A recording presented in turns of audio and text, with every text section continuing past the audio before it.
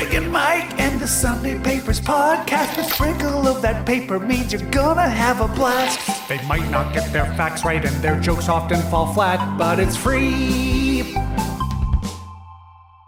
3, 2, 1. Read all about it. Read all about it. Right here. Sunday Papers, Los Angeles edition. Both guys miraculously A little slow today. in. Lost my touch. All right. Hey, everyone. Both in the City of Angels, home of the Olympics in 2028. That's going to be exciting. Yeah, it's very exciting at LAX with all the construction. Oh, boy. But they're making it look like a real airport of this century. They're also laying down train tracks all over the place, which will be used for 2 weeks during the Olympics and then never again. No, come on. It'll be good. How many times have you taken the train in Los Angeles? Oh, that's where I read the papers every day. You're not even going anywhere. You just get on the paper I with get the it LA on. Times. I just write it. Yeah. I've written it. I wrote it to the Women's March with a bunch of crazy women with pink hats on, the pussy hats. Uh-huh. And I think that's it. I think it's the only time I wrote it. Did I tell you about it was my ex's friend and very privileged, and they grew up they had a house in like Brentwood or some incredibly fancy neighborhood. But the boy, a young boy, became obsessed with buses. And so she, being a good mom, would take him out and they would ride the bus. And just to get on it, like you said, like making fun of me, like nowhere to go. Yeah. It was just about taking the bus. And when they first started doing it, anyway, he's really young. They find themselves in some public place, and there's a lot of black men for some, I don't know where it was or what it was, but it was some event or whatever. And the young boy goes, "Mommy, look at all the bus drivers."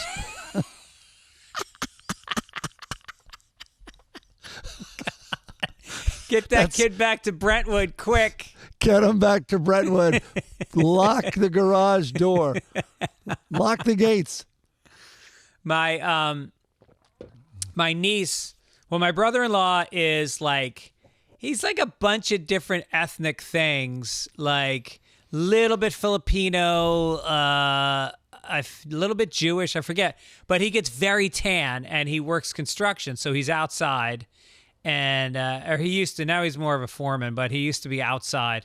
And he would get so dark that he was going to work one day, and my niece said to him, "Daddy, why are you going to work? It's Martin Luther King Day. This is your day."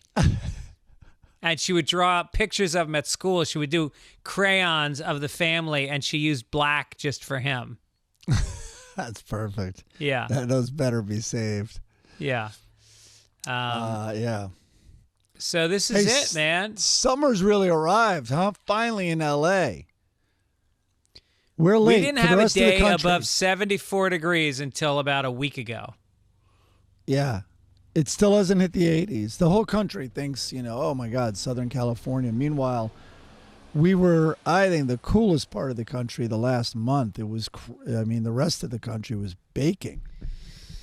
Yeah, And, I was in Pittsburgh and Buffalo for a couple days, and it was how unbearable. did it all go, man? Did you go to Nashville? Great. Did not go to Nashville. No, I opted to come home and rather than get on a bus for 2 days to drink beer with a bunch of radio station guys. Did Bert do it? Yes, Bert did do it, and he flew in. No, he bussed in from Buffalo to Nashville on Tuesday, got there in the morning. They drove overnight on Monday night, got there in the morning, then had some kind of beer festival until about 4 o'clock. And then he got on a private jet to Ohio to do a show that night at 7 o'clock. I'm sure wasted. He is nonstop, man. We get up there and it's like, we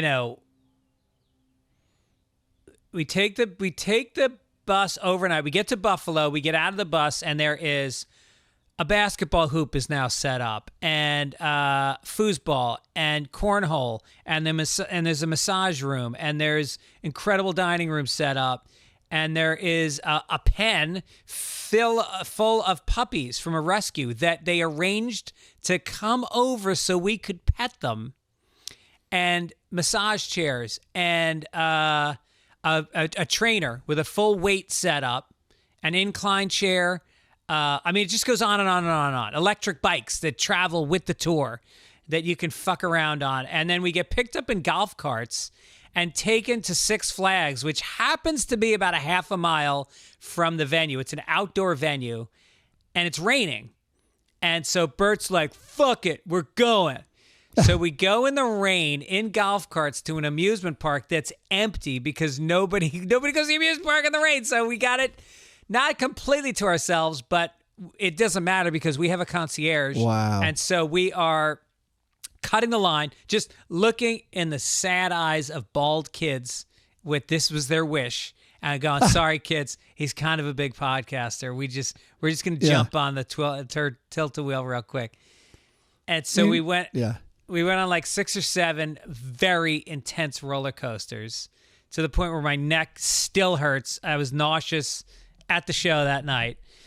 And then you get back, and and then the after party goes on all night, and then you just get on the bus and you go to the next place and you wake up in the next city. And Bert's just like, he gave me a sick gift bag. It was not, you can't even call it a bag. They're shipping me bags of stuff. Oh my God. And all like really high end shit. So, but he's always up. He's up. He's connected. He's never stressed out. He's never overwhelmed. Yep. The guy just enjoys living like this. Well, he gets a lot of stress out by shooting baskets with puppies. I don't know if he did that when you were there, but I just heard a banks noise. them. I was in bed that night and I heard squealing. 3-pointers. He just banks them off the backboard. These little adorable puppies. They can't be too big. That's why they're puppies. And he does it off the backboard on purpose. Yeah. Yeah. Yeah. It's more graphic that way. It's great. Well, it's not like a basketball, because when a basketball hits the backboard, sometimes there's a little bit too much of a bounce and you miss. Yeah. But not a with soft the puppies. No. Thud. No, not at all. Swish. Thud, swish. That's what I heard. Thud, yelp, swish. And then he pumps them back up with air.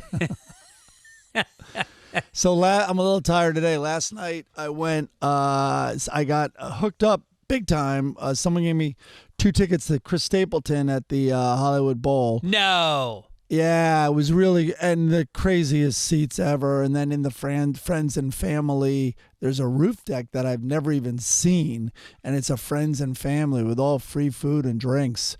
Wait, what venue? The Hollywood Bowl. Damn. And I was drinking Stapleton's whiskey, and of course it's the Tennessee whiskey, which is not even his song; it's a cover.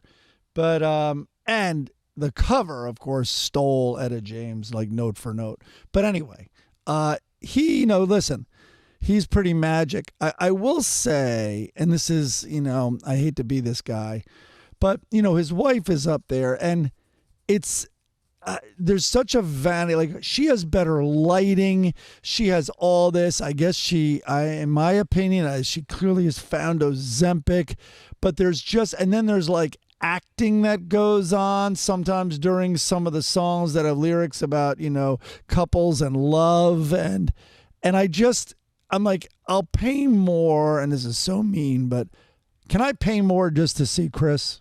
Yeah. Who is like head down working. She, by the way, has a tambourine, which Jesse, who I went with, my friend, pointed out isn't even mic'd. So, that's amazing. Do you think they turned Yoko's mic on?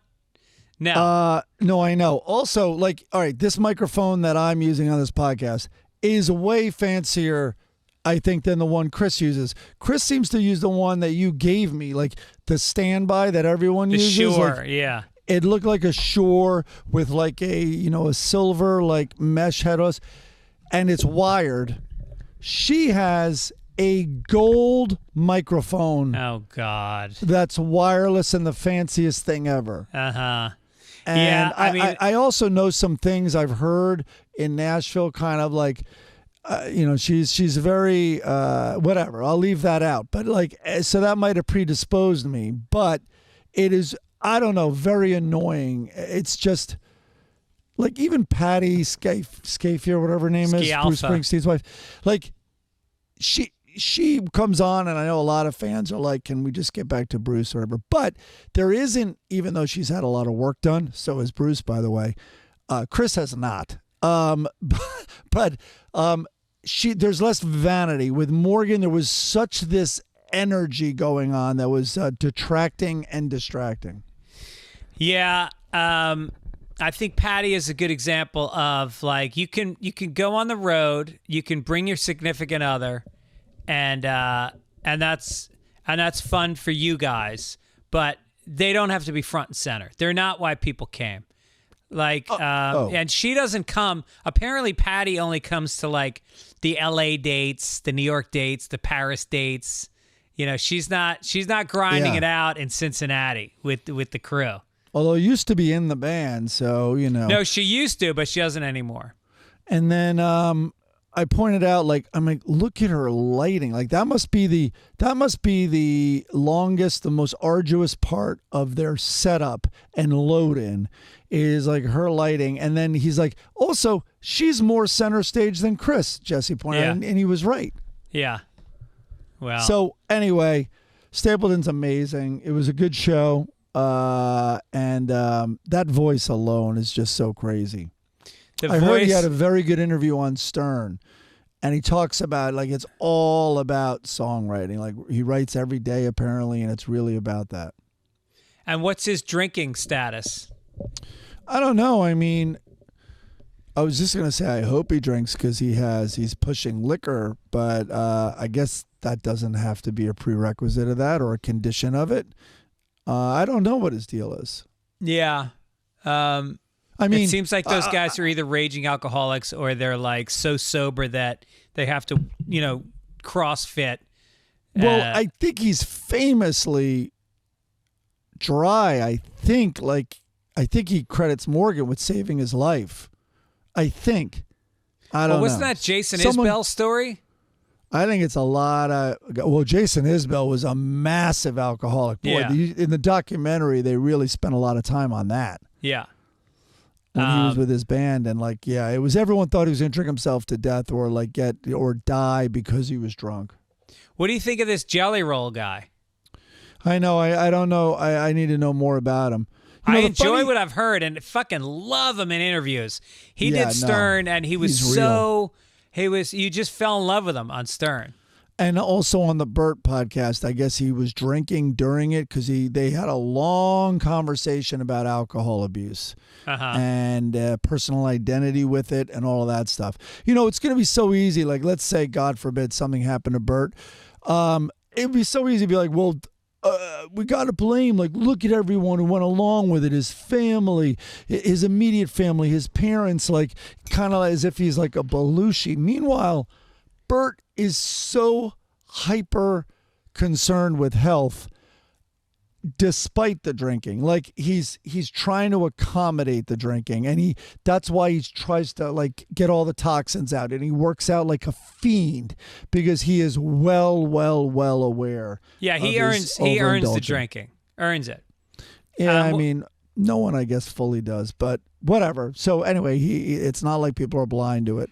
What's this about Willie Nelson? Oh yeah, I forgot Gibbons' text last week he sent me. But Willie Nelson, so Springsteen had to take a little more time off in the European leg of his trip, and then Crazy Horse just canceled the remaining shows. I saw that. Yeah, Neil Young and Crazy Horse, and then Willie Nelson now is sick and laid low and has not come back. And that, listen, that guy is so old, 90, I guess, and it's let me try to find Gibbons' email. So it's just these old, big musical acts.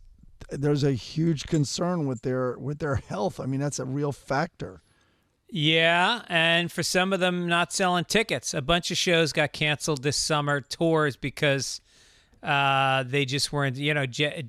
Jennifer Lopez. Oh yeah, J-Lo wasn't selling She anywhere. had to cancel but a bunch of different acts canceled. So Yeah. I think people are finally tapping the brakes on live shows. There's so many. I mean, just comedy alone, and then you got so many genres of music, and so I think people are finally the epidemic money is running out. Oh, so here Dennis goes Bill William Walton, then William Mays, and then he was wondering who would be the third William, and then he just saw the news story on Willie Mays, and he goes, "Talk about it on the pod!" with an exclamation point. What other Willies are there? William Hurt could go down next. I think William Hurt died. No. Want to bet? Tex Gibbons, quick. I know. Here you go. William Hurt. Oh, he died. Oh, William he Hurt gone. died? He gone. He gone. Damn, he ain't hurting no more. William Hurt died March 13th, 2022 in Portland, Oregon. How'd he die? He died. Good question. COVID? Let's see here. No one's going to ask that in the Google things. All right, let's see. William Hurt, how die? William Hurt, how die? How die? Prostate cancer, Ugh. according to my computer. We have a good friend, a neighbor, who we've known for 25 years. She just got diagnosed with stage 3 lung cancer. She was a big smoker. She is a big smoker. Currently. I just hope AI. I hope AI and all the new advances find these cures. Like now. Like Yeah. I'm already old. It has to happen now. What's the deal with this girl? I'm hearing all about the Hawk Tuah Girl. Hawk Tuah. Yeah, of course. Well, there was a big article that this is like some guy on the street who was in Nashville asked like, what do you do, or what's the best way to spice up your sex life? And she's like, you got a Hawk Tuah on it, like. And anyway, to me, it's everyone listening, I think, already knows this. So it went massively viral. Then there's a story this week that she lost her job because of it, but the jury's out on it. I think that's a false story. Yeah. And I'm Mikey, looking up. Mikey in our text chain asked, like, he feels sorry for this girl. Like, is her life ruined? I'm like, well, not her love life. She's going to do quite well. Yeah, that's a serious porn move. I've never had a woman Hawk Tuah.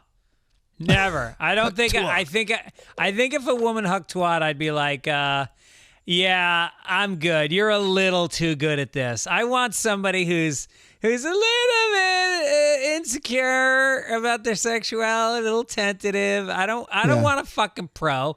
I don't want you putting fucking talcum powder on your hands and rubbing them together, doing squats, doing neck rolls. Let's just kiss and see what happens. Okay. Conservative Greg. Well, I like to be the experienced one, I guess is what I'm saying. Yeah. The upper hand, so to speak. Yeah. JoJo? Oh, good. She's gone. Yeah. Like for me, I hate this phrase. I didn't take anyone's virginity, but I was a part of the deflowering experience for several young ladies. And, and I was young too, but I got my first one out of the way fast. And then I suddenly felt very, can I use the word cocky? I felt very like in control. Yeah. And I like to think that I provided an indispensable first experience for a number of young women. Yeah. Are you indispensable? Does that mean trauma? I'm wondering. One of them came to my show on the road recently. She showed up with her husband, and I was on the stage, and I mentioned that I had been there first to him.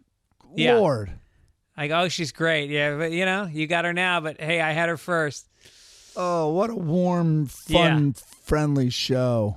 Our logo today comes from Jane S., who's a dear friend of the show. She did the the Sunday Papers Bunch, which was a combination of our podcast with the Family Circus with the Brady Bunch. Yep. And you would be Mike and I would be Carol, I guess, right? I think Mike was the center upper row. Yeah. Center square upper row. I don't know. Yeah. The song this week from Emmett Hall. Fantastic. Loved it. Emmett's donated much of his talent to the show. Thank you, Emmett. Loved it. And by the way, don't forget, you can always hear the full versions of these songs. We just play you a clip, and then after the credits at the end, we roll the whole song. Corrections. Man, did they hit us hard this week, Mike Gibbons. Oh, man. I think you maybe. Hold on. It's a section. It's an unofficial section. Well, Bob Pedersen, otherwise known as Bob Anal Pedersen. Bob Pito. Wrote in to say, during the Greg Guesses the Date game last week, Mike Gibbons talks about the last stand of George Custer and his 7th Cavalry at the Battle of the Bighorn. Come on, Mike, Jesus. It's cavalry. Cavalry. Do you say Calvary? Cavalry. I think I do drop an L in there. Calvary. I wouldn't spell it that way. That's the interesting thing. Yeah, but this isn't a written show. This isn't a blog post. It's a spoken, but you can put closed caption on. Closed caption on YouTube. Alex Edmond says Mike said his friend from Argentina grew up with Messi and Larry Bird posters on his wall. Messi is too young to be on the same wall as Larry Bird. Your friend most likely. God. No, you're right. I take it back. You're right. It was Maradona. That's what he just wrote. He probably had a poster of the late great Diego Maradona. It was 100%. Yeah. So there you go. Thank God George doesn't listen. He would have that Argentinian anger would have fired up on his own correction. Yes. Clark said, he's got a whole laundry list of hockey stuff. Oh, okay. You said we're talking about Conor McGregor, has the record for most points in the playoffs, and he's way ahead now by 3 or 4 points. Actually, he has the record for most assists in one playoff run. Conor is at 34. Gretzky's record was 31. Got it. I think points as well. Here's the record for most points in a playoff run. Gretzky has 47. Lemieux has 44. Then Gretzky has 43. And then Conor currently at 42 with 1 game to go. And I think he got skunked in the last game, right? He didn't get a point, I don't believe. Yeah. You said the NHL used to go 2-3-2, meaning 2 at home, 3 on the road, and 2 at home for best of 7 series. You might be confusing that with baseball. The NHL hasn't used the 2-3-2 format since 1994. Well, maybe that's when I stopped watching hockey. You forget how old I was watching the Rangers back when it was Barry Beck, the Maloney brothers, Phil Esposito, Dave Johnson with no teeth in his face. And 94 was the one and only time the Rangers won since 1940. That's correct. NHL goes 2-2-1-1-1 with the higher seeded team getting games 1, 2, 5, and 7 in their ring. Well, thank you, Clark. That's a lot of traveling. Yep. I know. And then they take 3 days off in between games. It's like, will you cut the shit, please? And it's the most gear to travel with. Yeah. Well, no, equestrian. You're forgetting about equestrian, Mike. Well, except you ride to the event.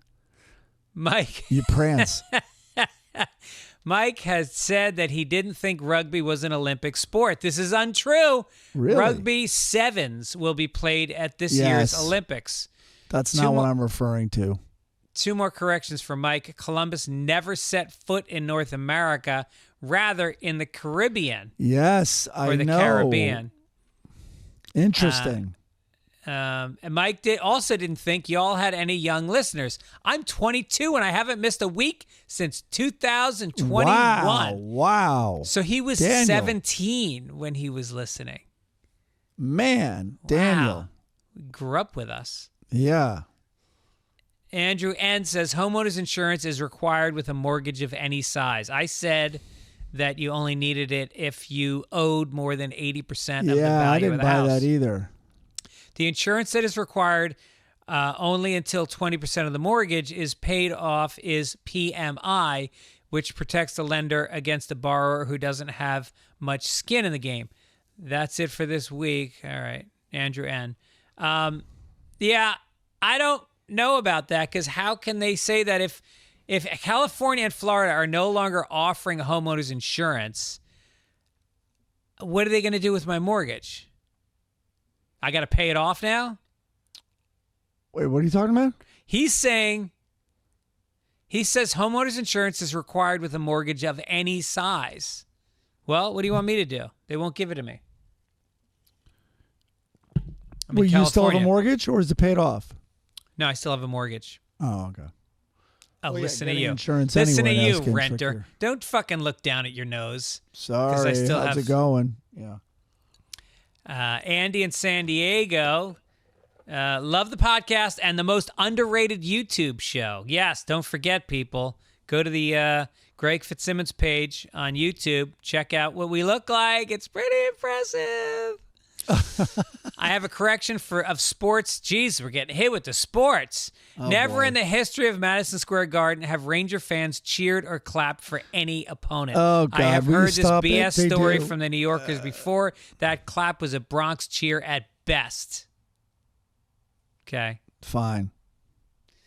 And then I disagree. And then Ray Jepson said the Mormon underwear is only worn at the temple, so presumably it only protects them from trans Mormons at the temple. Mike suggested that the underwear was something worn all the time. Sometimes you're lazy. You don't take. It's kind of like a lot of Catholics would be slow to take off the suit after Sunday Mass. They start drinking with it on. They go to a friend's house. You're not going to take your magic underwear off on the car ride or at your friends. That's a little embarrassing. I think when they're made of wool, you take them off as quickly as you can. They're Mormons. Maybe the magic underwear is disposable now, or it's magic. Maybe you can just make it disappear. Well, it's black, so you don't get skid marks, so you don't really have to throw it out ever. Is it black? You know that?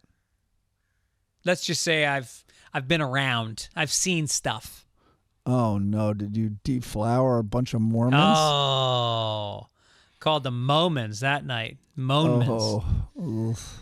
Ray Jepson also said you were confused how John Cabot could have been the first European to reach North America when Columbus arrived 5 years earlier. Yeah. Columbus did reach North America, but not the mainland. He landed in Hispaniola, which is the Dominican Republic.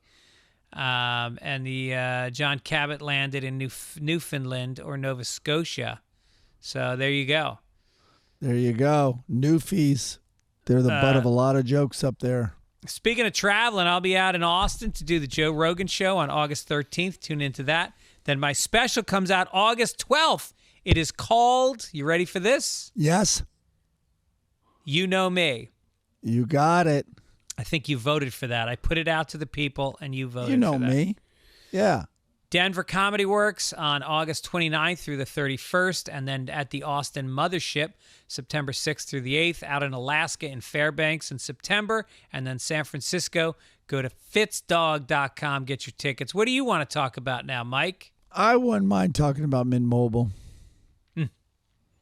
What about you? Oh, well. My favorite spring cleaning takeaway is the post-clean clarity you get. Wow. How have I been living like this? It's like when you find out you've been paying a fortune for wireless. Yep. When Mint Mobile has phone plans for $15 a month when you purchase a 3-month plan. It's crazy. It's time to switch to Mint Mobile. Get unlimited talk, text, and data for $15 a month. And the quality, let me tell you something about the quality compared to, I don't know if I can say my old provider, but let's just say it was a major provider. Mint Mobile is more clear, less drop-off. I don't get any drop-offs with Mint Mobile, and I'm saving it's the largest so 5G much money. network. Are you kidding me? Yeah. So ditch the overpriced wireless with Mint Mobile's limited time deal, and you get 3 months of the premium wireless service for $15 a month. Great service. Why wouldn't you do it? To get this new customer offer, and your new 3-month unlimited wireless plan for just $15 a month. Go to mintmobile.com/papers. That's mintmobile.com/papers. Cut your wireless bill to $15 a month at mintmobile.com/papers. $45 upfront payment required, equivalent of $15 a month. New customers, the first 3-month plan only. Speed slower above 40 gigabytes on unlimited plan. Additional taxes, fees, and restrictions apply. See Mint Mobile for details. Yes, sir. Okay, front page, ready? Front page. Here it goes. Extra! Extra! Read all about it! Extra! Hear ye, hear ye. All right, a little update. I think we found a trend. Oklahoma State Superintendent announces all schools must incorporate the Bible and the 10 Commandments in curriculums. Get Oh, Oklahoma with the commandments in the class. Thou shalt not murder or steal your wife. You steal your wife. Catchy. Every classroom in the state from grades 5 through 12 must have a Bible, and all teachers must teach from the Bible in the classroom. Wow. The superintendent said the Bible is an indispensable historical and cultural touchstone. Without basic knowledge of it, Oklahoma students are unable to properly contextualize the foundation of our nation. This is not merely an educational directive, but a crucial step in ensuring our students grasp the core values and historical context of our country.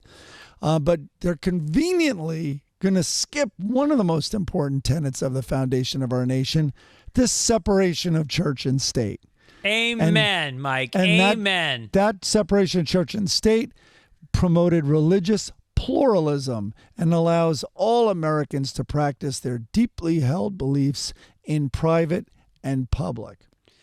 All right, so this is to give the kids a contextualized understanding of our nation. So I would imagine there will be a book about the Tulsa Massacre where hundreds of black people were murdered basically because they had created, did you read about this? They created their own town. There was a lot of towns actually in Oklahoma that were black, and they were extreme. It was in Tulsa, they called it the Wall Street. Yeah, Black Wall Street. The Black Wall Street, and they came in and they murdered It's hundreds of them. unbelievable. Meanwhile, these same people that want the 10 Commandments up are not allowing any of this stuff to be taught to the kids. So they're forcing one and afraid of the other. Well, my brother-in-law George, who had Maradona and Larry Bird on his wall, he grew up in Tulsa, went to school there his whole childhood, graduated high school. Not one mention of the Tulsa Massacre. No shit. Yep. Well, he couldn't believe it. He found out about it like in his 40s. And now it's gotten a lot more publicity, but it's so disgraceful. All right, so 300 that it's people not are taught. murdered, and guess how many people were arrested? I'm going to say 0. How about 1, Oh. and it was a black guy Yeah. for carrying a concealed weapon. He spent 30 days in jail. That's so much worse than 0. I know. And Like, how about this? Immeasurably. If for given context, you think maybe there'll be a leaflet about Christian nationalism and manifest destiny justified the genocide of the native people? Will that come up? Will it come up that in Oklahoma it was filled with prospering, happy, beautiful Indians, and they Yeah. were murdered because manifest destiny was just the belief that Christianity needs to be spread. That's it. Right. No. Well, do you think, I mean, well, obviously it's an old tactic, an old trick, but do you think people like of other faiths, like Muslims and Jews, will now will try to piggyback and attach their texts that they should be in the classroom alongside the Bible? And the Bible people they would rather kill their bill than to have those texts in the classroom. Yes. Yes. Absolutely. That's one way to do it. Yep. I like it, Mike. I think you should go to Oklahoma. Or Talk the to Sunday people. Papers podcast. Maybe we put out a text version It's a holy day. A lot of people might believe in this more than they believe in God. They might get their spiritual foundation from us. Yeah, I just don't think that they get the internet in Oklahoma yet. Oh, no. Wait, didn't we go to Tulsa? Yes, we went to the yeah. museum and it was closed, but we had full right. intent. But we walked up and down the neighborhood and walked all over, and they have plaques in the sidewalk for all the businesses that were burned down. Yeah, right. It's so crazy. All right, listen, we're recording this on Thursday.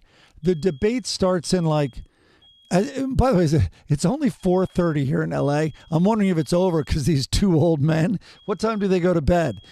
But God. debate is tonight. So we're in the dark. You listeners know what happened, but I'm terrified because to me, Wait, hold for 1 second. There's a smoke alarm going off. I have to turn. Is it off? All right, thank you. Never mind. Go ahead. This story's too hot to handle. That's what just happened. Because to me, this is a little like bum fights. Remember those? Yeah. Where I feel incredibly nervous and about watching it, and it seems wrong. I don't know if they can do it, and I don't know if they're gonna die while doing it. That's how I'm viewing this debate. Yeah. It's something that you talk to other people like, oh, you got to see this, and then you see it, and you're just nauseous. You feel like you never want to watch TV again. Yeah. One of the things I read this article, one of the articles was that his advisor, someone from the inside, said one of the big pieces of advice for Trump, because they felt when Trump got mean and very aggressive, kind of constantly interrupting in 2020, that was one of the reasons he lost. So his team is please be less of yourself at the debate. That was one. And then another one was, and this guy paraphrased it, and he was one of the consultants, don't be a raging asshole when you're on stage with Biden, and don't take the bait from the sitting president. Meanwhile, it seems easy to bait Biden into gaffes. Just ask him what the question doctors ask patients who might be suffering amnesia. Do you know what year it is, sir? Yeah. Here's another one. Do you know who the president is? That's a trick question. That's not fair. Yeah, that's hilarious. Yeah, I think it's going to decide a lot of things right now, because you hear so many different polls about who's in the lead right now, and obviously nobody believes polls anymore because they've been wrong for the last three elections, way off the last three elections. Right. So something like this is more of a quantifiable way of saying all right, that got this guy closer for sure, Right. And I love that Trump's camp was they made a mistake by first downplaying Biden and saying, oh, this guy's afraid to debate me because he can't debate. And then they realized you don't want him to be the underdog because everybody pulls for the underdog. And then if he just does a middling job, everybody's like, wow, that was a win for Biden. So then all of a sudden they've been saying for the last week, well, this guy's proved himself. He's a good debater. Yeah. He's sharp. Trump's ready for him. They do get out their talking points very well. All right, so listen, this story, somebody sent this, and I thought, oh, this is perfect for you. Is it? I hope it's true. Let's do it. It is true. A newly installed highway sign near Cotman Avenue, the site of last year's I-95 collapse, where Governor Josh Shapiro declared Pennsylvania gets shit done, is misspelled. It pointed drivers to the ramp for southbound I-95 towards central Philadelphia. Unfortunately, the T and the R are transposed, so it says Senertal. Which kind of sounds like a Philadelphia accent. Murder, Senertal. Senertal. Well, here's the great thing. They also misspelled Philadelphia. It should be Philadelphia. What was with the fucking PHs? Yeah, absolutely. So I looked it up. Yeah. So I looked it up. Why is it PH? And this is what I found. The name Philadelphia ultimately comes from a moniker given to the ancient Greek ruler of Egypt who gained notoriety because he married his own full sister. There you go, Philadelphia. No doubt, a Hawk Tuah gal from Philly. It's part of Philly's plan, I think, to keep outsiders away because unlike Philadelphians, the sign is so confusing for people who know how to read. So it doesn't apply to Philly people. They're not confused by the sign. They didn't even notice it. No, they've got their own way of spelling. Like, for instance, the Flyers, misspelled. It's F-L-I-E-R-S. Flyers are things you hand out on their pamphlets. That's what a flyer is. A flyer, like a plane, is F-L-I-E-R-S. Got it. Is that right? Is that how it goes? That is correct. All right. Yeah. Maybe it's going to catch on, by the way. Like, I'm going to take the train up to Grand Central Station. Yeah. Is that Mountain or Central Time? The senator from... Central Time. The senator from Pennsylvania will be speaking at the House, and he'll be like, well, the central point of my argument is that... all right. Senator Square. All right, what is this? What is this shooting? A witness who works at Holt Builder Society across the street from a shooting at the Mad Butcher grocery store told Fox News he heard several rounds and saw victims being medevaced from the scene. The employee said multiple agencies were down here trying to figure out what was going on. We saw policemen running around the pharmacy, which is right next to the Mad Butcher. I mean... Come on. Imagine the shit that went down at Crazy Eddie. Remember Crazy Eddie? You never knew what that guy was going to do. He was crazy. I mean, those were all over the country, right? Crazy Eddie, or was that just a New York thing? I don't think so. I think it was the Northeast. It was like a public access type commercial where he's like, the prices are so low, I'm insane. Yeah, so Crazy Eddie was, I think that went national, though. It was an electronics store. Yeah. And then I looked up what happened to the guy because I haven't seen a Crazy Eddie in a long time. Right. No, they went under. Apparently, they laundered the skimmed money back into the company, which helped them inflate Crazy Eddie's revenues and profits. Eventually, Eddie was unable to sustain his fraudulent business practices, so he cashed in millions of dollars worth of stock and resigned in December 1986. So he wasn't crazy at all. He was pretty sane.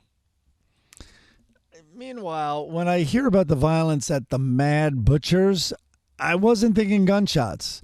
I'm thinking Bill the Butcher from the 5 Points. I'm thinking blades, hatchets, stuff like that. Yeah, this is there's only one way to kill when you're the Mad Butcher. Yeah. And by the way, is that fun? That must be fun for the public defender who got to sign this case. Like he's sitting there with his other public defenders. Like, what did you get? Oh, I got a robbery on the city bus. What about you? I got a killing, and my client is the Mad Butcher. Oh, okay. Good luck with that one. Yeah, you good luck with your bus case. There's a restaurant in Marina Del Rey that we just went to recently called Killer Shrimp. So I'm gonna stay clear of Killer Shrimp.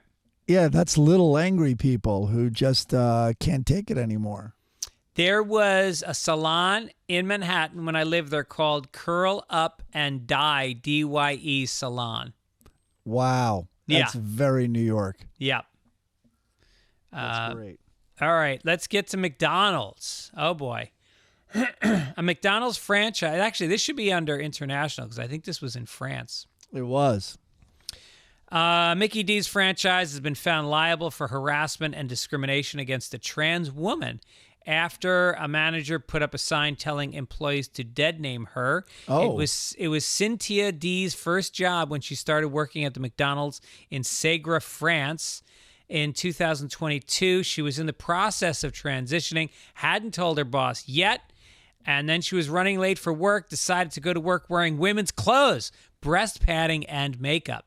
She told the magistrate that she thought her co-workers would be supportive of her, but soon after, she was forced to have a meeting about placing her in a new position at work where she was on the receiving end of transphobic comments. The manager asked her to take off her makeup and put up a sign banning her co-workers from using her chosen first name. They sent her to a supermarket to buy makeup remover, and she was told not to come to work anymore. Meanwhile, the head of the company is dressed as a clown, full makeup. I want to speak to Ronald about this. I'm going right to the top. I'm going all the way to the top. Where's those red shoes and that red nose?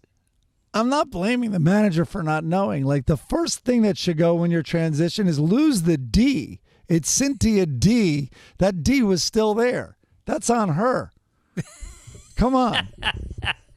Erase the D. Nobody wants your D anymore. And he did the right thing. He moved her from the giving end to the receiving end. Like, isn't that sympathetic? Yes. He I gets think it. so. Did you notice as soon as she identified as a woman, she was late to work? She probably almost crashed putting makeup on in the car. She wasn't late to work when she identified as a male. And think about McDonald's. What a company. I was reading the history of, what's his name, Kroc one time. Yeah. And that guy basically realized that inner cities were being underserved food. And so he started buying up the worst properties in the ghettos of America and putting in the shittiest possible. He is responsible for more diabetes and obesity. It's a fucking evil company. As somebody broke down the ingredients in a McDonald's French fry, it was horrifying. There's like 22 ingredients in a French fry. Oh, but also genetically engineered potatoes, which are copywritten. Hey, did you see the McDonald's movie? I heard it's good. No, I did not see it. It's good. It's, with, of course, I'm not going to get it. It's Michael Keaton, I believe. Michael Keaton. Jesus. But I wonder if it was, I don't know the history. Like Ray Kroc, is he, and everyone listening, a lot of people already know this, so it's frustrating to hear us talk about it. But I don't know. I know the guy came in, and I don't know if that was Kroc, who really was the idea guy on how to take McDonald's to the next level. And I think a lot of the food was bastardized, and it's gotten more corporate, obviously, from decade to decade. I wonder if it was when it started, and I'm going to see the movie, but I wonder if it was a little more wholesome and healthier when it started. Oh, I'm sure. Look, right? Everything that goes corporate gets worse. Yeah. It's crazy. It's happening to Hollywood right now. Yep. It is. Yep. Wall Street bought up all the agencies and production companies, and now they're making garbage, and they're making very little of it. They're worse than making garbage. They're shutting everything down, which we're going to get to in the business section. Okay, good. All right, so let's get to Phoebe Gates, the daughter of tech entrepreneur Bill Gates and ex-wife Melinda, confirmed her relationship with Arthur Donald, who is the grandson of the Beatles vocalist Paul McCartney. Is that what we refer to him as? The Beatles vocalist? That's the weirdest description ever. That's an undersell. The guy who at times played every single instrument? The guy who wrote really all the songs? Yeah. Gates, who graduated from Stanford University, showed a photo of her getting a piggyback ride at the commencement ceremony. She graduated with a degree in human biology. Her mother, Melinda, delivered the commencement speech at the ceremony, which Gates said was an inspiration for her to complete her bachelor's degree in 3 years, which, by the way, I think she also went to Juilliard School for acting, and I believe she was a very accomplished ballerina. It's like, cut the shit. You know what kind of money you're coming into? Relax. Go to community college. How did she get into Stanford, I wonder? With her father being the king of Silicon Valley. Yeah. Undisputed king of Silicon Valley. Meanwhile, it's got to be tough to be McCartney's grandson. It's like, yeah, my grandfather's worth a billion. And she's like, cute. My mom's worth $11 billion. Oh, and my dad's worth $133 billion. And by the way, I'm using Silicon Valley figuratively. Weren't they up in Washington? But I'm referring to that like you refer to Wall Street. It's the industry. Yes. Microsoft was up in what's the name of that town? Yeah, Seattle-ish. Yeah, I used to do a show in that. There was a club that was in that town, the Microsoft town. Really? Yeah. All right, I'll look at Microsoft headquarters right now. It is. I used to know it off the top of my head, but those days are gone.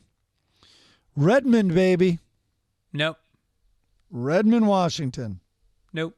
Well, that's what I'm going I think that's with. where it started, but that's not where the headquarters are now.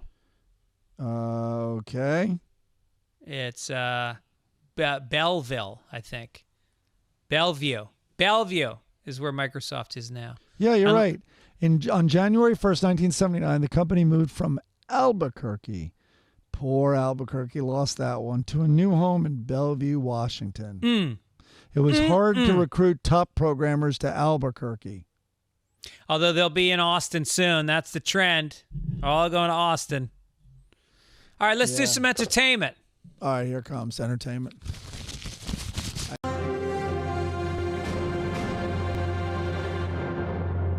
I got to get new paper, man. This paper is spent. You got to get some new shirts. Jesus Christ. Look behind you. You know what? Look at that color. Paisley? When's the last time you wore that Paisley? You have one color in your entire drab-ass fucking New York, black and brown, entirely. Yeah, there's a fucking sleeve. And you got that one red shirt next to you, which I've known you 35 years. I've never seen you wear that shirt. That's not mine. There it is. Okay. All right, here we go. That's fun to listen to. By the way, how do you name your kid Phoebe Gates? Yeah. When everyone of that age, Phoebe Gates is a legend. Like, truly a legend in terms of everyone knows her name, knows about her, knows her most famous scene in all of her film everybody work. in our generation jerked off to her. Well, no, but I'm literally saying it was a zeitgeist name, and it is, endured. I mean, people, probably not that young listener who we read his comment up top, but like Phoebe Cates, everybody knew. Like, you just know. And she had the famous scene in Fast Times at Ridgemont High. But with the Cars song playing anything. Certainly when Phoebe Gates was born, that name it must have been the most, she must be so sick of hearing about that. Yeah. Well, I had there's a club booker up in San Francisco whose name is Tom Sawyer. I believe that preceded him by about 150 years. Well, he's today's Tom Sawyer. He gets high on you. Yeah, man. All right, so entertainment. There's a trending, popular documentary right now, Tell Them You Love Me. So it's about a woman. It's about a woman who has a patient who can't communicate verbally. And so that's what it's about. But in it, one of her other clients, this woman who has a very difficult time talking, but she's my favorite character in the documentary, and it's only a 90-minute documentary. It's not a series. But one thing she said really made me think. So she said, she goes about the doctor. She's like, not the doctor, about I think she's she's a worker. I don't know exact title, but she's a therapist. And she goes, she's able to look at me and drain out of her brain all of the things she thinks I'm going to say and just listens to what I do say. And I was just like, don't get it. Don't understand that. I've tried it. It doesn't work. Yeah.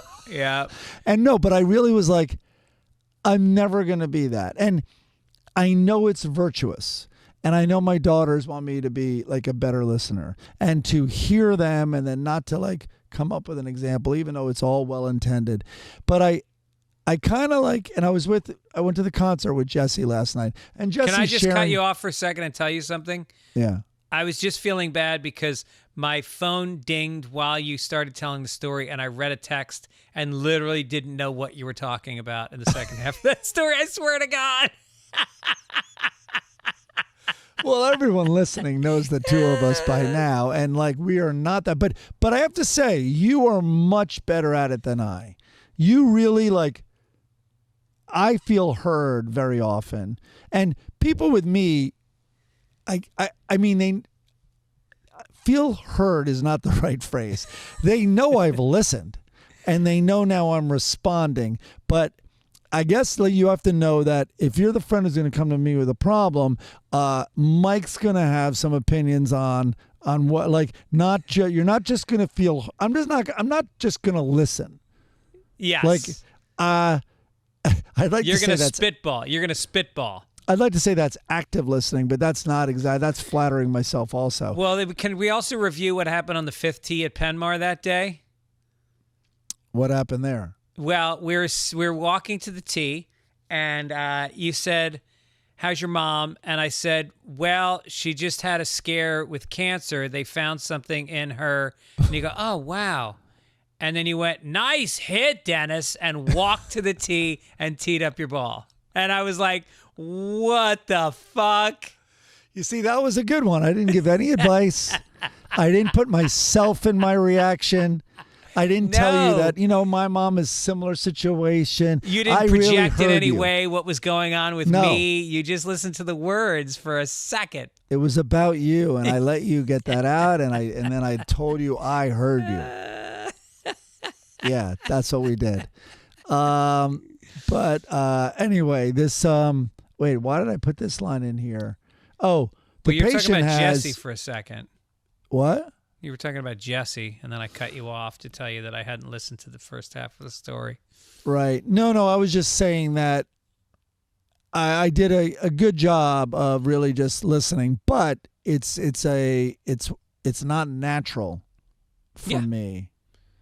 No, it's why you accuse me of like staring when people are talking. I stare at people. I literally don't know how to look away when someone's talking. Sometimes I say to myself, okay, look away now, because that's what people do. And then you can look back at them again. But I'm unable. And I look at other people listening to people, and I go, oh my God, look at how they talk. And then they glance away, and they come back, and they listen, and they glance away. I have what's been described as maniacal eye contact. My brother has it, and I have think it. I coined that phrase for you. I think you did. I mean, the phrase existed, but I attached it to you. Yeah. All right, what are you watching? Are you watching anything about severe mental retardation with cerebral palsy? That's what I watched. I watched The Boys, which is I think it's the 3rd season, might even be the 4th, but it's so good. It's gory as shit. The acting's good. The main actress got some serious plastic surgery, though. It's such a bummer. She's like 30 years old, and she came back to the show, and it's all anybody's talking about. It's like, don't you realize that if you go overboard, you will ruin your career because it's so distracting? Look at what happened to Melanie Griffith. She's never worked since that plastic surgery. Meg Ryan. Yeah. I would say Jennifer Aniston might be in a little bit of trouble right now as well. Well, that's all the chatter. I'm seeing some photos, and she does look different. Yeah. Yeah. But what men have had bad plastic surgery? Oh God. John What's Travolta. his name? The wrestler. He was in the film The Wrestler. Oh, Mickey Rourke. Mickey Rourke. Yeah. Man, he went Rourke. down hard. He looks like one of the like lion ladies, like one of the ladies who famous. That's what she's known for. Like, has gone so overboard. She looks like an animal. I think Travolta's gone a little tight too, a little too tight. What's his name from Vegas? Also is really done a lot. Liberace? No, but it's very Steve Gourmet. No, it's very similar to Liberace. No, Mr. Vegas. Yeah. Donka Shane. Yeah. I'd remember his name, but I don't recognize him, so I'm all thrown off. I know. All right, you keep going, though. What else? You want to go to Paramount? I'll look up who's Mr. Vegas. You think if I Google Mr. Vegas, his name will come up? Yes. Mel Torme, right? No, not Mel Torme. Mr. Vegas is now a Jamaican musical artist. Oh, okay. Jesus.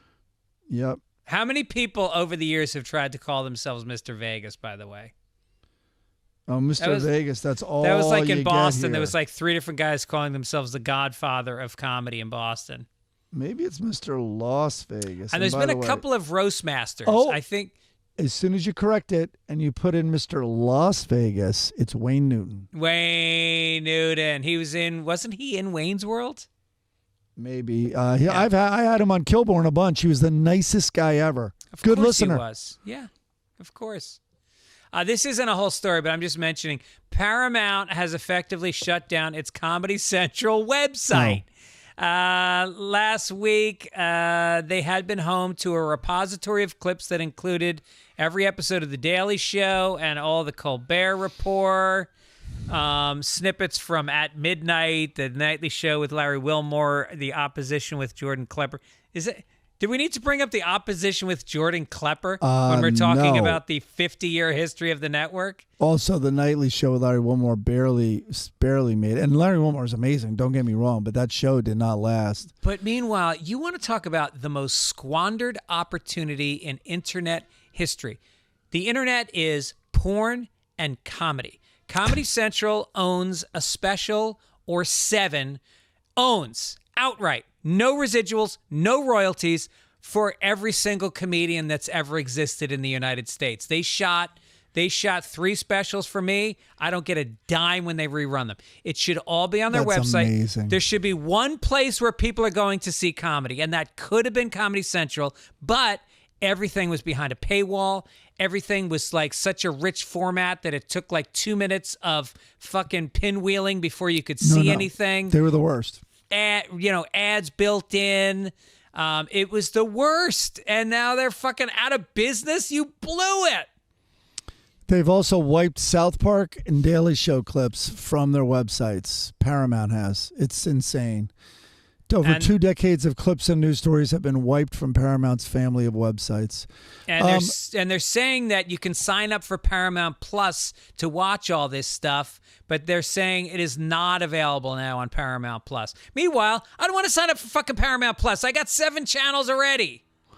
So I'm trying to get Tosh.0, to stick, right? It's season 1. Daniel and I created it. And so we had a lot. I mean, that was our currency, and we would make viral clips. We would do our own, bad example, but Cinnamon Challenge back then or whatever it was, right? But anyway, we would do these stunts. And taking salvia and trying to complete tasks. And we did that with Tommy Chung. And anyway, so Chong. So I then I go, listen, we have all these viral clips. They're like, great, get them to us there. I'm like, all right, so where did it go? They're like, you didn't see it? I'm like, no. What, they're like, oh, no, it's on our website. I go to the website.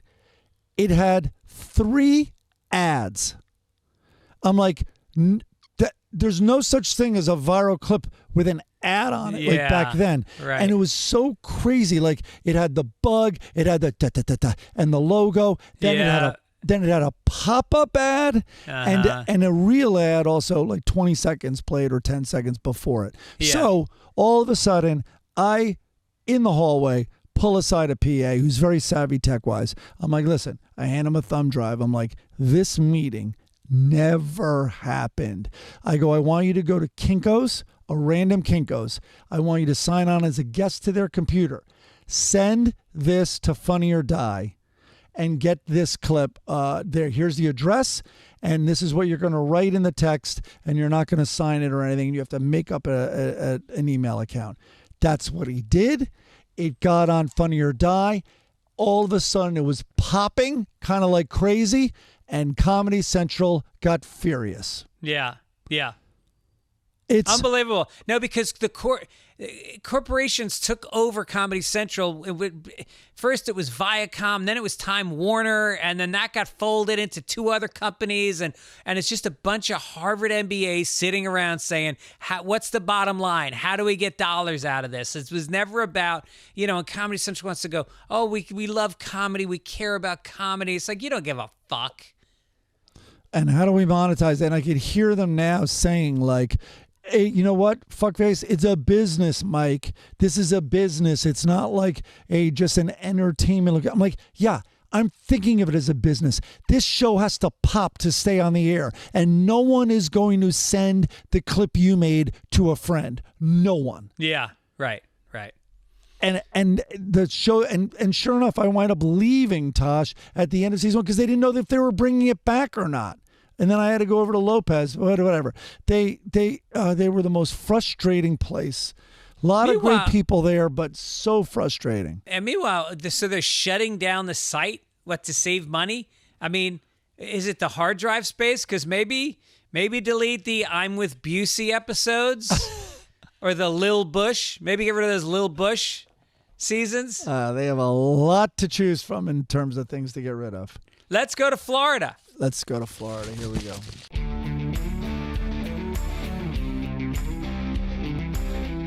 All right, Florida. A Florida man eating a dinner with his wife recently Eating sneezed. in a diner.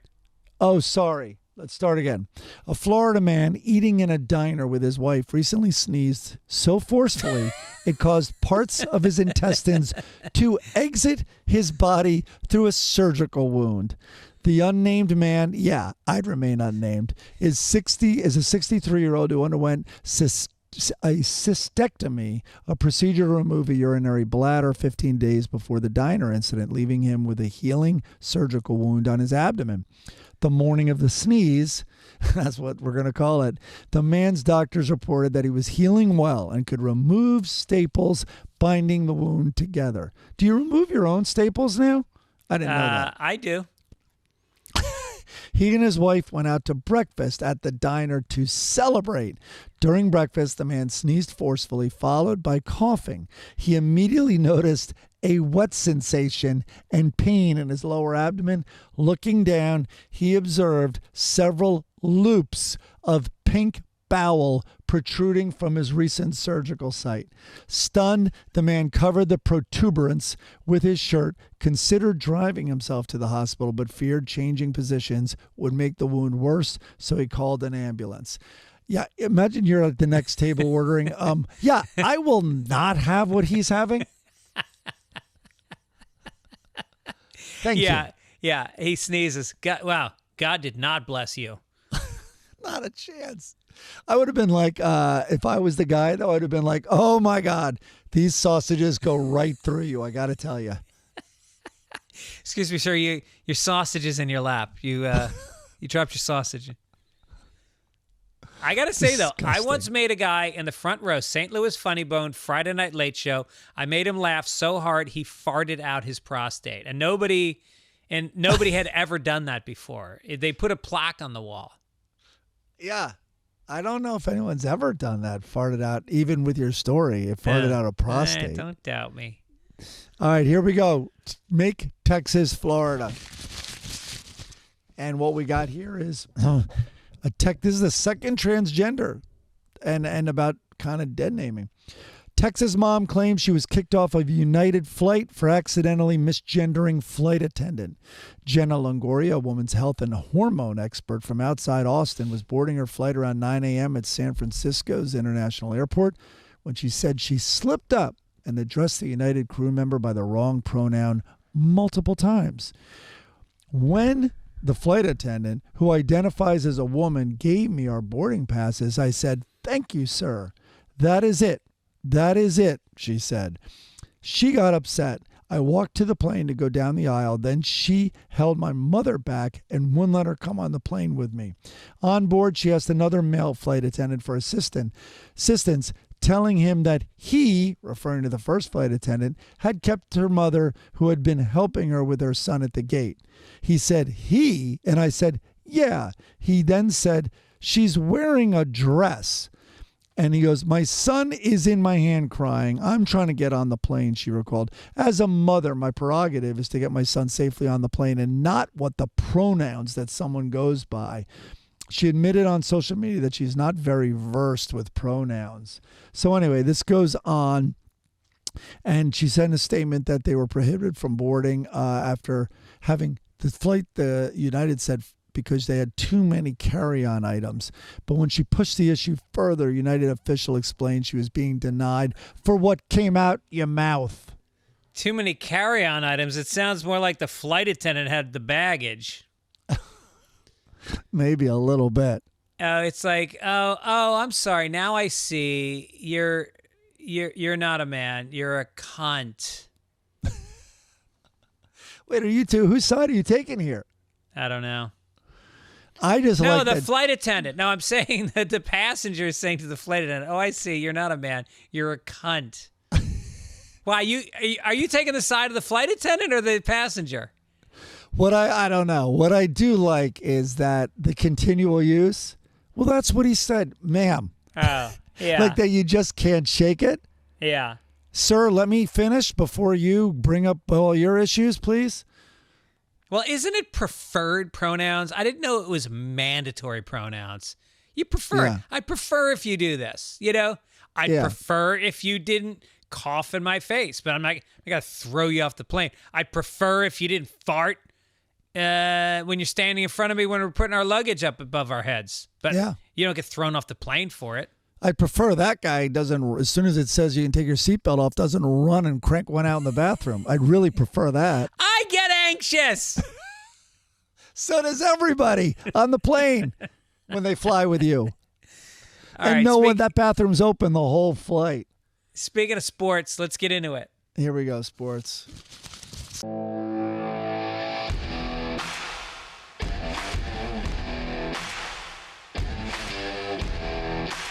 Speaking of sports, Lakers, this hot off the press, Thursday afternoon. Lakers pick LeBron James's teen son, Bronny, in the NBA draft, uniting father and son on the same team.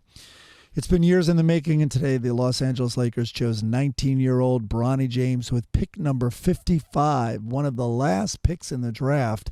And some question whether he would, some don't all question whether he would have even made the cut had his father not been among them, one of the greatest players ever.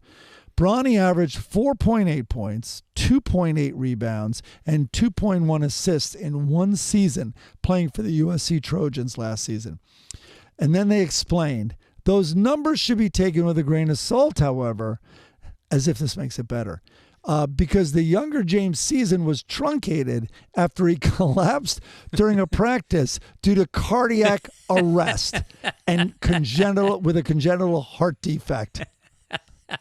Oh, yeah. He would have done so much better and gone higher in the draft. All right. This is the WNBA should be sitting up and paying attention to what's happening right now. Sports is entertainment. You've got a man who is, some say, the greatest player of all time, and he is in a position to do something nobody's ever done before, which is to play basketball on a team with his son in the NBA. And you're gonna make it happen because people are gonna show up and you're gonna bring more people to the sport. It's a human interest story. It's moving, it's touching, it's historic. Meanwhile, you got Caitlin Clark, who they don't put on the Olympic team, and who they are fouling, that the other players are fouling her because she's getting so much attention. Do you know that the WNBA Finals last year was in a stadium that held about 3,000 people? I think it was in Vegas. Well, the first game that Caitlin on her new team will be playing in Vegas will be in an arena with 20,000 people, and the seats are going for $10,000 a pop up front. So, hey, WNBA, get your head out of your stupid asses. Stop complaining you don't get paid as much and start capitalizing on opportunities to cross over. Well said. Thank you. I worked on that all day. There we go. Yeah, people want to see the race fights. It sells tickets. Are you saying that it's race related with Caitlin Clark? I think that's an impression a lot of people are under. Huh. Oh no, and some in the media have tried to paint it as such. Yeah. Well, I don't like it. You Anyway, don't like race fights? I just hope it doesn't get in the way of all the scoring. You know. U.S. swimming great Michael Phelps told a congressional panel on Tuesday that anti-doping measures have fallen short in a case involving Chinese swimmers ahead of this summer's Paris Olympics.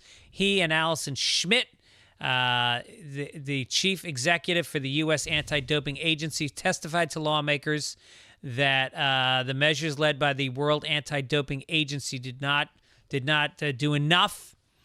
They're talking mostly. Phelps has 28 medals, by the way. He's the most decorated Olympian of all time. Wow.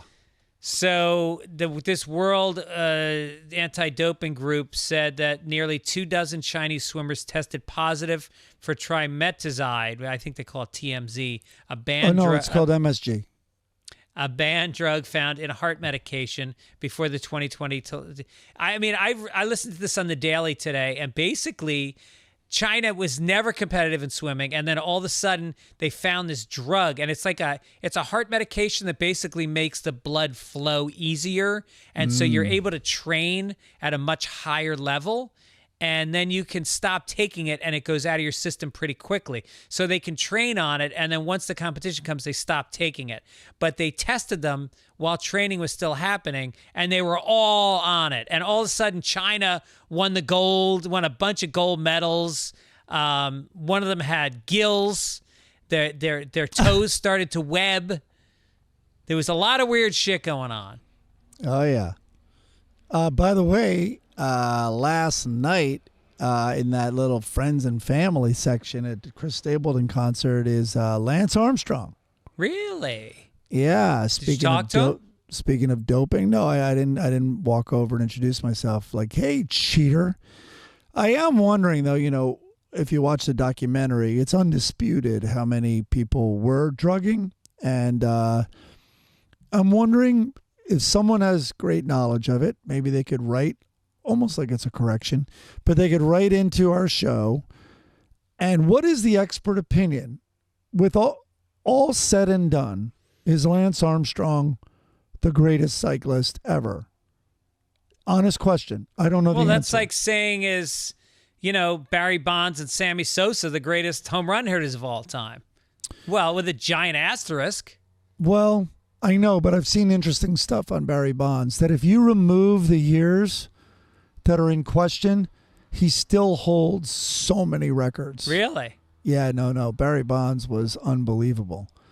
But anyway, these Chinese swimmers are they're all doping. It's a national disgrace. Meanwhile, the bike delivery guys are getting to your apartment in like 6 minutes, so I'm on board. They're like Lance Armstrong. Yep. Also on drugs and on bikes. Yep. They're incredible. All right. What are we doing this day? Let's go down to this day in history.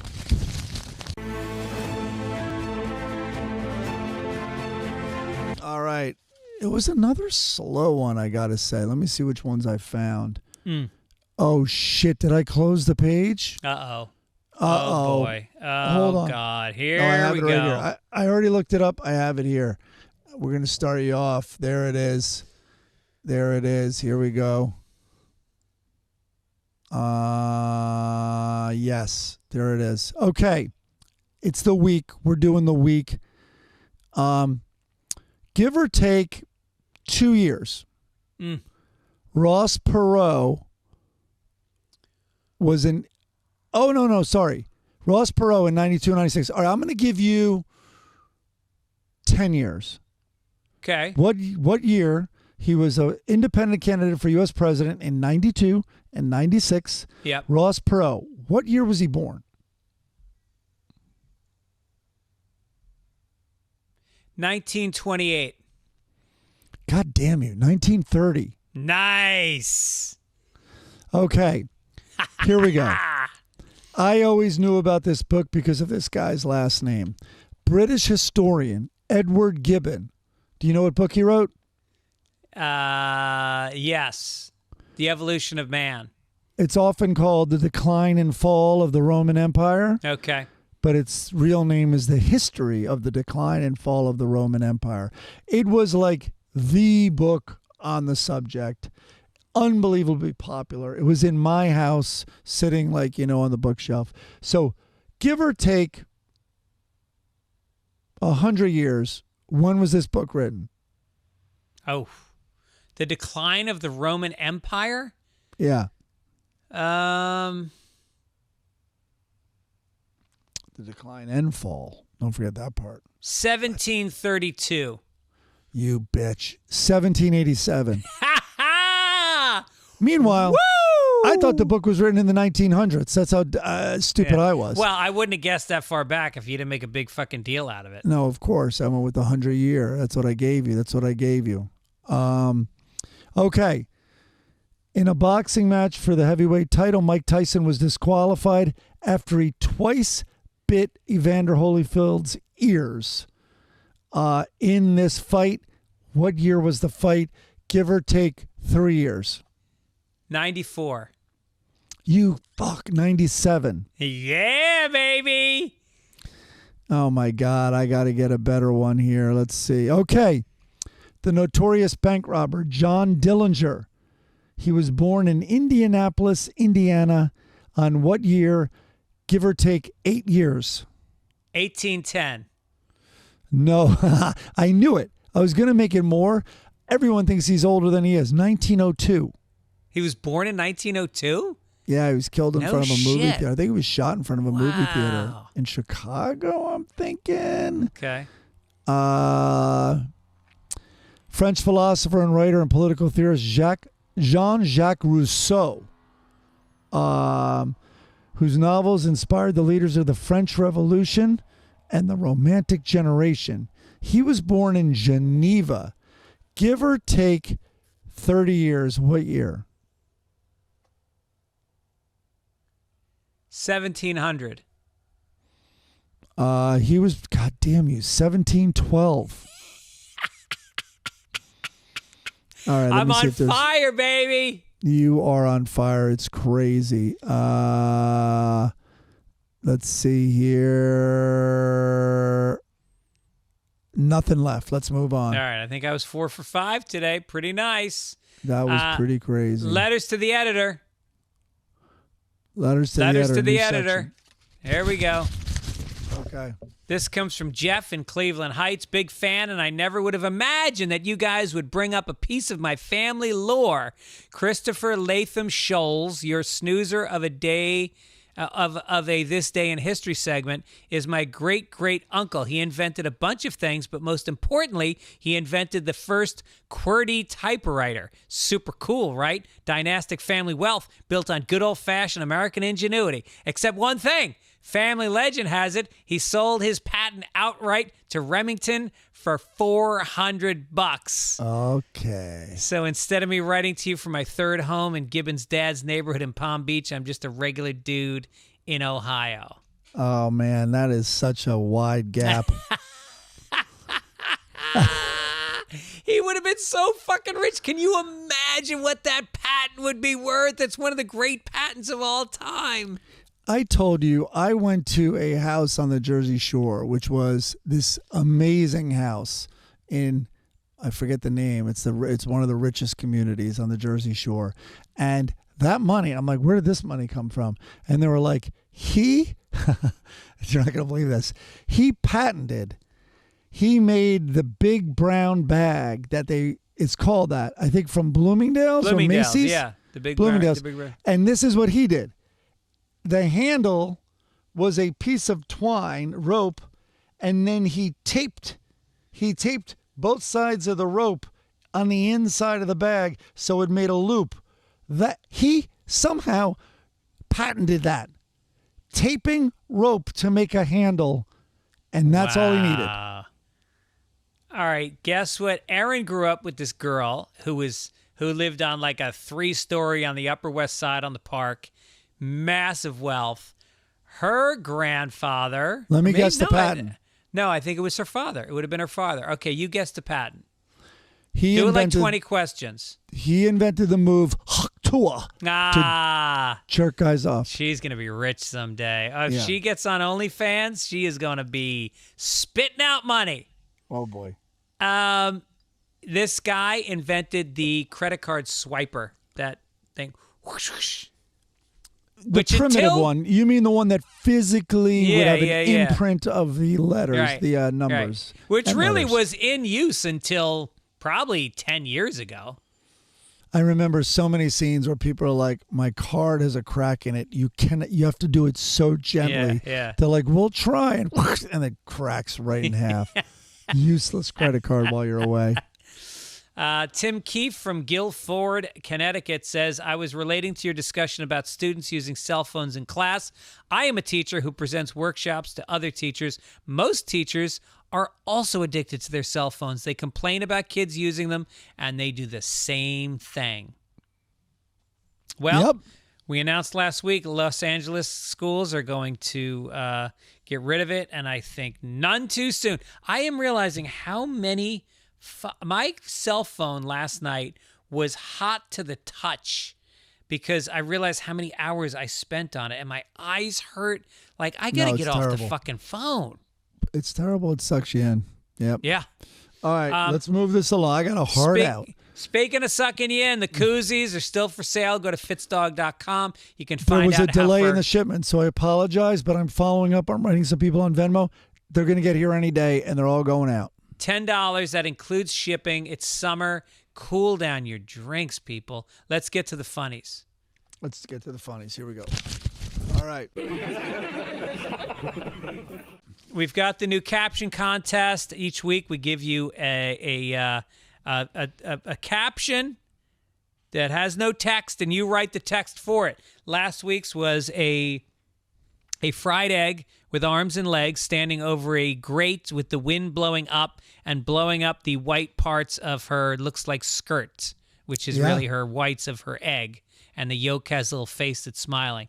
And then you've got a big egg with a smaller egg standing next to each other, both with legs and arms. And it looks like a father putting his hand over the son's eyes. The son has a little bit of a mischievous, sly grin on his face. RZ said, first, I should read these. RZ said, in regards to the weekly cartoon contest, do you think listeners should be allowed just one joke submission per show? It I sounds like like that. some people are sending in multiples per week. I imagine that makes it difficult to weed through. Also, it may give that person an advantage. What do you think, Mike? I think one. All right, just one. And also, do me a huge favor. Write your name underneath the joke. It makes it easier for me to cut and paste it into the document. All right, here's my one that I just came up with, and it's horrible. Okay. The son is saying, "Dad, is that Marilyn Monroe easy?" Nice. Lane from Denver said, these damn deviled eggs downtown, shaking their frittatas, giving my kid an over hard-on and scrambling in his shell makes me want to poach someone. You try too hard, Lane. Wow, You- it's a lot too there, much. Lane. And then Phil McCracken said, he goes, someone's about to get fertilized.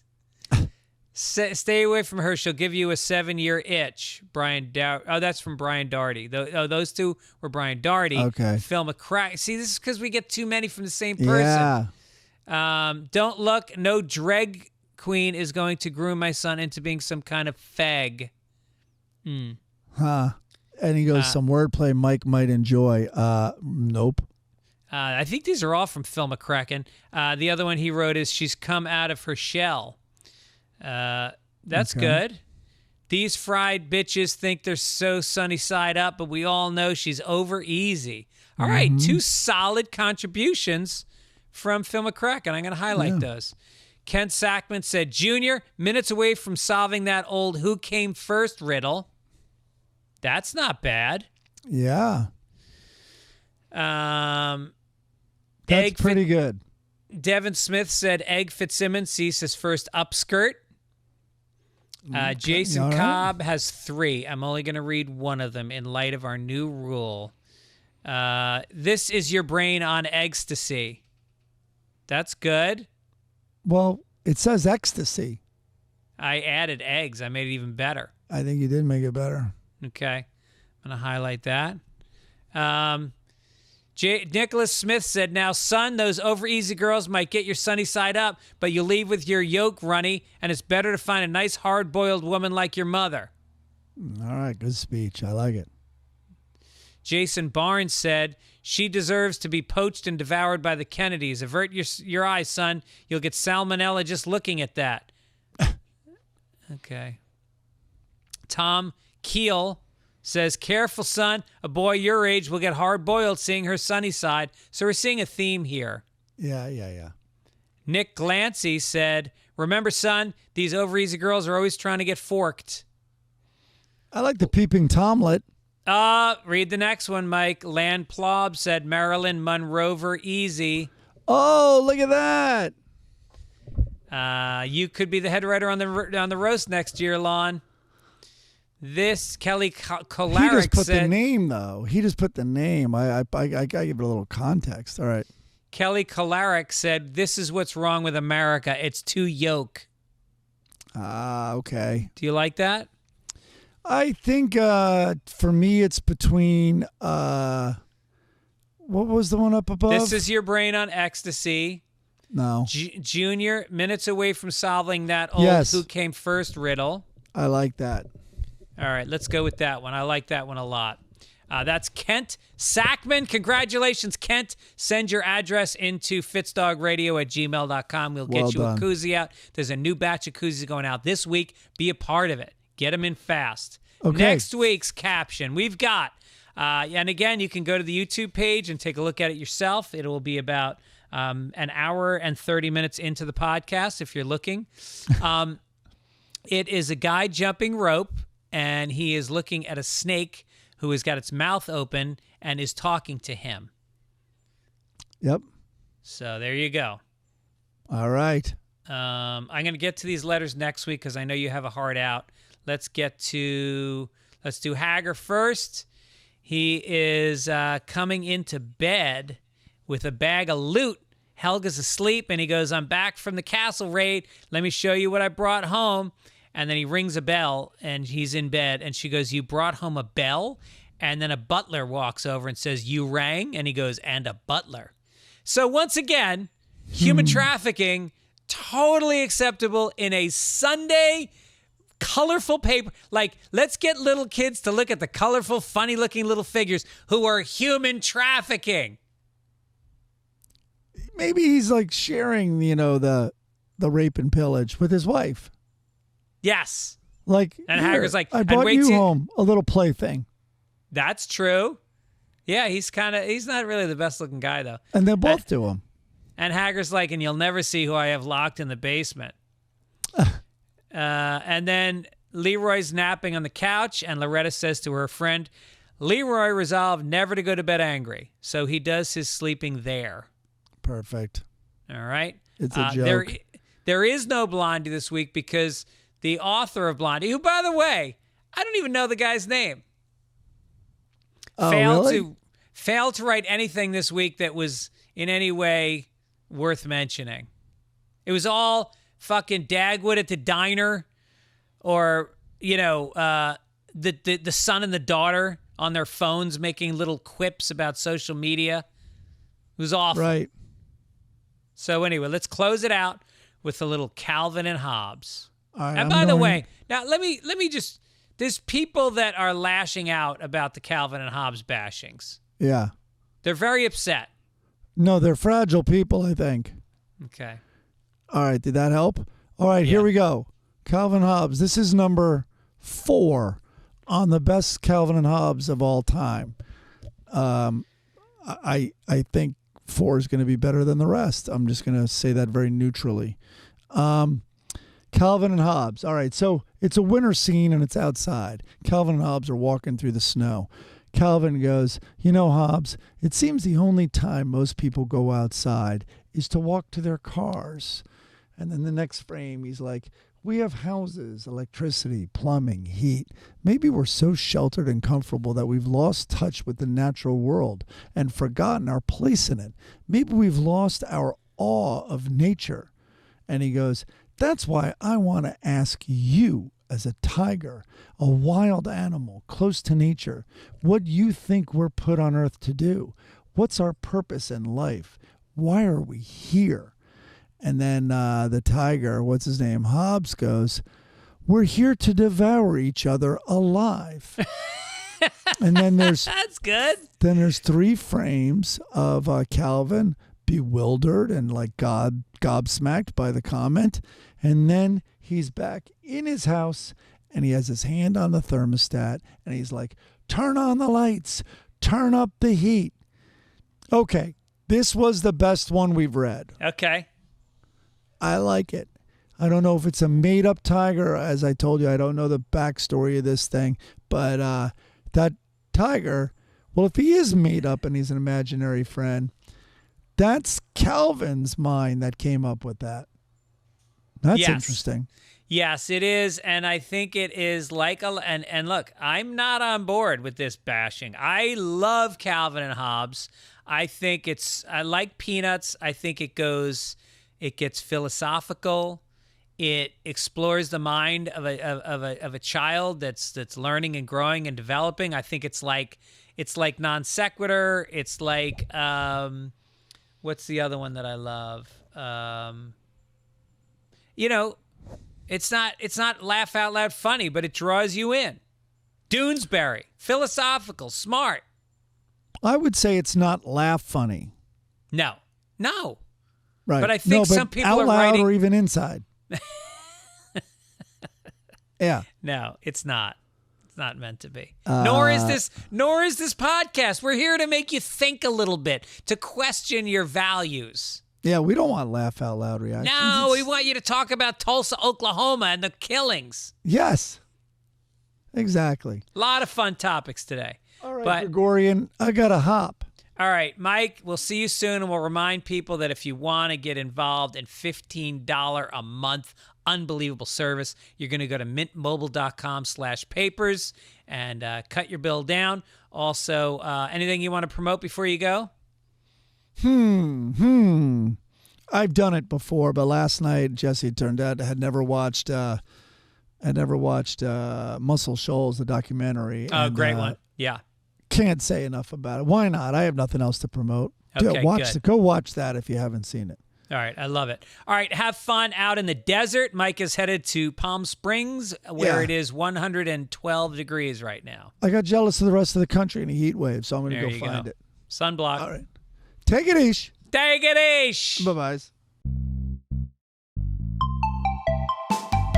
Greg and Mike and the Sunday Papers podcast. A sprinkle of that paper means you're gonna have a blast. They might not get their facts right and their jokes often fall flat, but it's free.